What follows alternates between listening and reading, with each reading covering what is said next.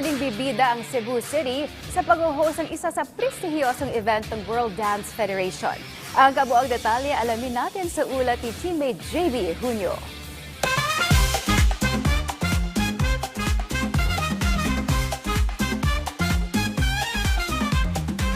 Lampas 2 dekada na ang nakalipas nang mula sa simpleng panaginip ng abot sa 250 kabataan ang may pagnanais lamang na umindayog. Ngayoy umusbong ito bilang komunidad na higit 2,000 na mananayaw. Pinagyaman ng libreng workshops, mga kompetisyon at ang kulay at enerhiya ng sinulog. Noong 1998, sinimulan ni na Edward at Eleanor Haiko ang Team Cebu City Dance Sport. Ngayon ay kilala na bilang Dance Sport Academy of Cebu. Bukod sa kompetisyon, layunin din nilang baguhin ang buhay ng mga kabataang Cebuano kung paano maging disiplinado, determinado at marunong makipagsabayan sa entablado ng mundo. Ang Big Leap ay nangyari noong 2005 nang maging host ang Cebu City ng una nitong dance sport event sa Southeast Asian Games. Isang patunay na kaya nitong humatak at magbigay ng pinakamataas na level ng sayaw sa anyo ng sports. Dito, nabuo ang reputasyon ng Cebu bilang sentro ng dance sport sa Pilipinas. Inihahanda ng Dance Sport Academy of Cebu kasama ang Philippine Sports Commission at Philippine Dance Sport Federation ang World Dance Sport Federation Cebu Open. 34 na bansa ang inaasahang makikipagsabayan at hatid nito ay isang selebrasyon ng gilas, indayog at galaw ng Pilipinong mananayaw. Dahil sa patuloy na pagsikat ng mga duo mula pa sa iba't ibang sulok ng bansa tulad ng mga mananayaw mula sa Sorsogon State University na umakyat sa top 24 sa WDSF Cebu Open 2023 laban sa mahigit 40 duo mula sa Italy, Germany,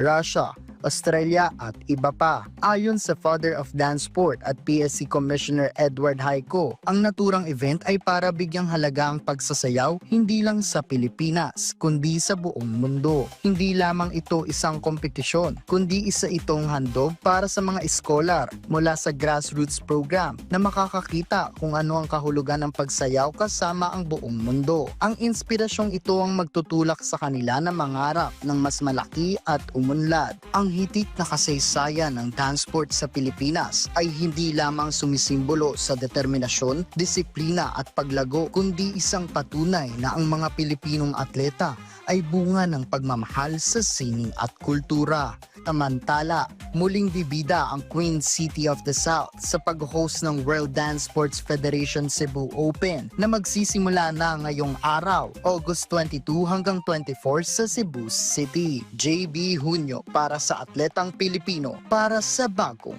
Pilipinas.